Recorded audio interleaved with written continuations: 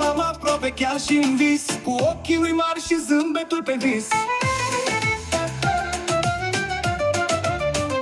Mama, mama, Cornel e băiatul tău, chiar și când e mare, tot e copilul tău. Îți spune te iubesc în fiecare zi. Mama, mama, el nu te va uita niciodată, știi. Cornel cu mama la fiecare pas, împărtășind râsul și orice compas. În brațele tale el găsește adăpost, chiar și când crește ești al lui faci și rost. Mama, mama, Cornel e băiatul tău, chiar și când e mare, tot e copilul tău. Îți spune te iubesc în fiecare zi.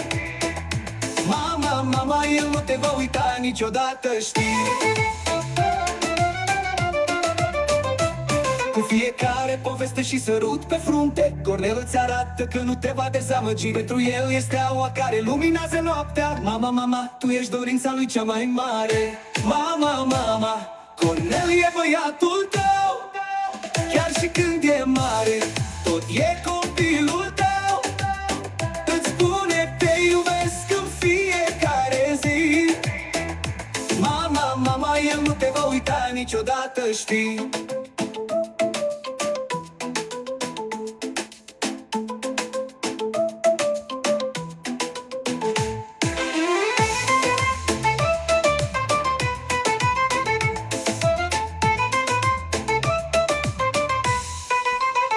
Mama, mama, în inima lui ești mereu. Cornel te iubește și tu ești totul pentru el.